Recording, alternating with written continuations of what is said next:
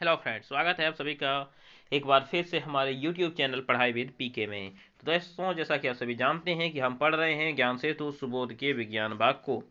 तो चलिए इसके आगे के लेक्चर्स को शुरू किया जाए। तो आज हम पढ़ेंगे अपना यहाँ पे पेज नंबर 54, पेज नंबर 54।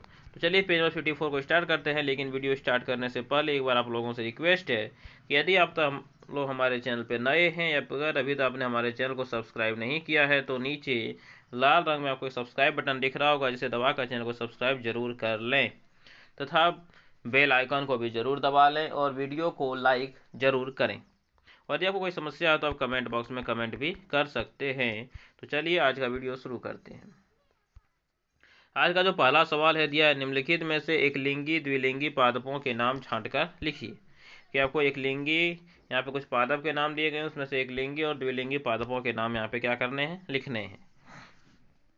तो चलिए मैं यहाँ पे नाम लिख देता हूँ कि कौन से पादप एक लिंगी हैं और कौन से द्विलिंगी हैं। तो जैसे पहला जो नाम आप लिख सकते हैं, पहला आप एक लिंगी में लिखिएगा मक्का। मक्का जो होता है वो कैसा होता है, एक लिंगी होता है। उसके बाद लिखिएगा पपीता। पपीता भी कैसा होता है, तो ये भी एक लिंगी होता है। उसके बाद आपको लिखना है खीरा। खीरा भी क्या होता है, एक लिंगी होता है। ठीक है, 3 यहाँ पे लिख दिए। इसी तरह से आपको इधर भी लिखने हैं कुछ, जैसे कि आप लिख सकते हैं यहाँ सरसों। चलिए इसे दूसरे रंग से लिख देता हूँ। तो आप यहाँ पे लिख लीजिएगा सरसों, फिर गुलाब, गुड़हल, पिटूनिया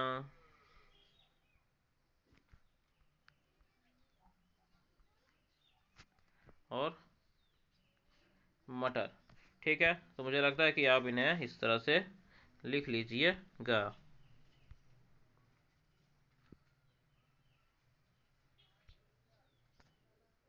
ठीक है, ये रंग अच्छा नहीं दिख रहा था तो ये रंग आपकी थोड़ा ठीक है।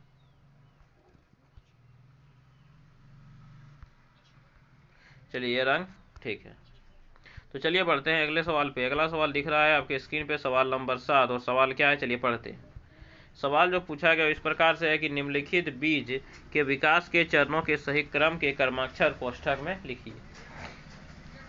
तो बोले गए कि बीज के विकास के चरण यहाँ पे दिए गए हैं और आपको उनके क्रमाक्षर में लिखने हैं। तो सबसे पहले क्या होता है, सबसे पहले नर एवं मादा युग्मकों का क्या होता है, संलयन होता है। तो यह हो जाएगा आपका पहला।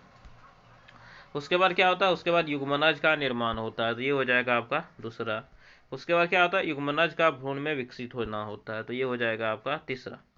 उसके बाद क्या होता है, अंडाशय का फल में विकसित हो जाता है। तो ये हो जाएगा आपका चौथा। और आप देखते हुए इसका क्या होता है, पुष्प के अन्य जो भाग हैं वो मुरझा कर क्या हो जाते हैं। तो क्या होता है, बीजांड से बीज विकसित होता है। तो ये हो जाएगा आपका पांचवा। और फिर देखते हैं अंत में क्या होता है कि अंत में जो पुष्प होते हैं वो मुरझाकर गिर जाते हैं। तो ये हो जाएगा आपका छठा। लेकिन इसमें कुछ सीरियल नंबर गलत हो गया। तो ये हो गया आपके पहले, ये हो गया आपका दूसरा, ये हो गया आपका तीसरा, फिर चौथा, फिर पांचवा और फिर ये हो गया आपका छठा। तो आपको इसी तरह से यहाँ पे नंबरिंग करने हैं। चलिए आगे बढ़ते हैं। ये सवाल आपको दिख रहा होगा। सवाल दिया गया है, निम्नांकित पुष्प के विभिन्न भागों को नामांकित कीजिए। कि यहाँ पे आपको जो पुष्प दिए गए हैं, इस पुष्प में देख सकते हैं 1 भाग, 2 भाग, 3 भाग, 4 भाग और 5 भाग को आपको नामांकित करने के लिए बोला गया है। तो हमें यहाँ पे इनके नाम लिखने हैं। तो चलिए एक एक करके सबके नाम लिखते हैं। देखिए यहाँ जो ऊपर में जो भाग दिख रहा है इसे हम लोग कहते हैं क्या, तो इसे हम लोग कहते हैं वर्तिकाग्र। क्या कहते हैं, इसे कहते हैं वर्तिकाग्र। तो चलिए लिखा जाए यहाँ पे वर्तिकाग्र।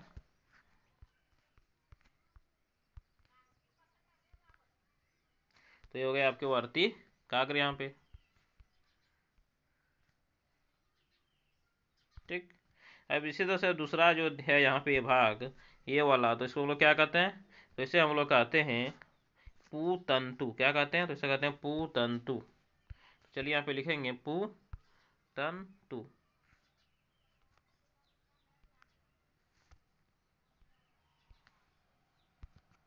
पुतंतु।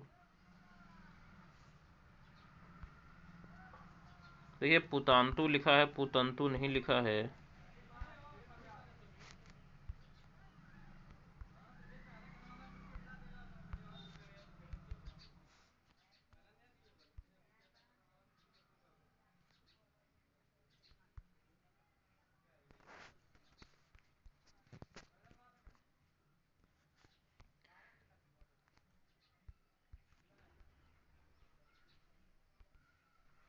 तो देख सकते हैं ये क्या है, ये है हो गया आपका पुतंतु,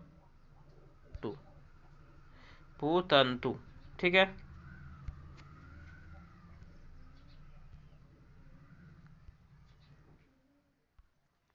ये हो गया आपके पुतंतु। चलिए अगला लिखते हैं कि अगला जो यहाँ पे भाग दे रहा है, इसे हम लोग क्या कहते हैं, इस भाग को क्या कहा जाता है, इस भाग को कहा जाता है दल। क्या कहते हैं इसे, दल।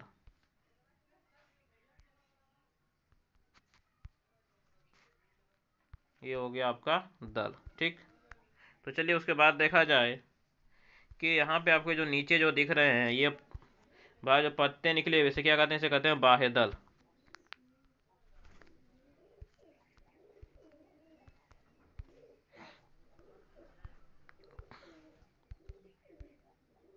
बाह्य दल, तो ये हो गए आपके बाह्य दल।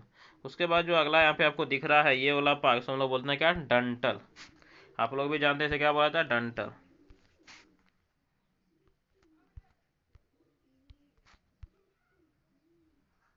डंठल। ठीक है, तो यहाँ पे देख सकते हैं कि सबके नाम यहाँ पे लिख दिए गए हैं। आपको इसी तरह से आप सबके नाम लिखने थे। तो इस तरह से आपका जो पेज नंबर 54 था वह क्या हो जाता है, यहाँ पे समाप्त हो जाता है। तो चलिए बढ़ते हैं अगले पेज पर, 55 पर। ये आपका आकलन कार्य प्रपत्र है 3। तो चलिए देखते हैं, दिया है निम्नलिखित प्रश्नों के उत्तर के क्रमाक्षर को चुनकर कोष्ठक में लिखिए। वक्ष गुहा में पाई जाने वाली पेशीय परत क्या होती है। तो ये मैं बता चुका हूँ कि वक्ष गुहा में पाई जाने वाली पेशीय परत पसलियाँ होती है, नहीं।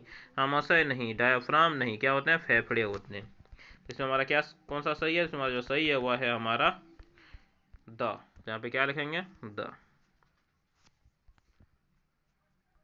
तो चलिए अगला देखा जाए। अगला दिख रहा होगा आपके स्क्रीन पे कि केंचुए के श्वसन अंग हैं, इसे भी बता चुका हूँ। या रंध्र होता है, क्लोम होता है, वातक होता है, कि नहीं, क्या होते हैं, त्वचा। केंचुआ त्वचा से श्वास लेता है, तो ये आपका क्या हो जाएगा, और। चलिए अगला देखते हैं। अगला आपके स्क्रीन पे है सवाल नंबर ग। हृदय तथा रक्त वाहिनियां मिलकर हमारे शरीर में किस तंत्र को बनाती हैं। क्या यह श्वसन तंत्र है, या पाचन तंत्र है, या सभी है, नहीं। या तो सभी नहीं है, तो क्या है, ये आपके परिसंचरण तंत्र हैं, मतलब कि ये आपके हैं स। अगला दिया गया है, शरीर में प्रवेश किए गए रोगाणुओं को नष्ट करने का कार्य कौन करती है। नष्ट करने का कार्य कौन करती है, तो यह कार्य करती है श्वेत रक्त कोशिकाएं। तो ये भी आपका हो जाएगा कितना, तो आ।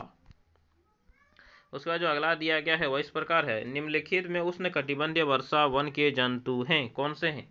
ध्रुवीय भालू हैं, लाल नेत्र वाला मेढक है, पेंगुइन है, रेंडियर नहीं। ध्रुवीय भालू ठंडे में रहने वाले, रेंडियर भी ठंड में रहने वाले हैं, पेंगुइन भी ठंड में रहने वाले हैं। उष्णकटिबंध में रहने वाले जो है वो क्या है, लाल नेत्र वाला मेढक। तो ये हो जाएगा आपका ब नंबर बिल्कुल सही। तो चलिए आगे बढ़ते हैं। अगला जो आपका सवाल है वो दिया गया है, रिक्त स्थान की पूर्ति कीजिए। रिक्त स्थानों की क्या करना है, पूर्ति करना है। और नंबर है, ग्लूकोज का विखंडन जीव की कोशिकाओं में होता है, जिसे कौन सा शोषण कहते हैं। तो बोला था कि जब ग्लूकोज का विखंडन कोशिका में हो तो उसे क्या कहते हैं, कोशिकीय शोषण कहते हैं। क्या लिखेंगे, कोशिकीय।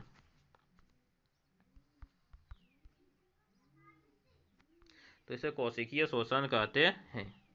चलिए अगला दिया गया है आपका, श्वसन के दौरान डैश का आयतन बढ़ जाता है। तो श्वसन के दौरान हमारे फेफड़े का आयतन क्या हो जाता है, बढ़ जाता है। क्या लिखेंगे, फेफड़ा।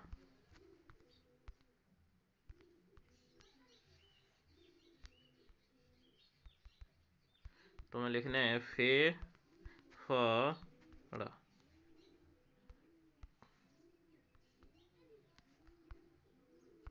ये फेफड़ा तक नहीं लिखने पा रहा है, तो चलिए कहीं से तो हमें फेफड़ा लाना ही पड़ेगा।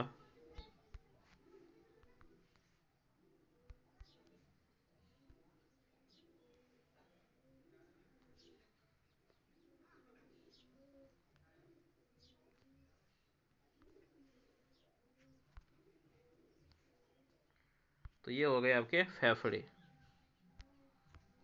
ठीक, ये हो गया आपका फेफड़ा। तो चलिए अगला सवाल देखा जाए। क्या दिया गया है कि हृदय स्पंदन दर को मापने हेतु किस यंत्र का प्रयोग करते हैं। मैंने बताया किस यंत्र का, तो इस प्रयोग करते हैं स्टेथोस्कोप का। स्टेथोस्कोप का।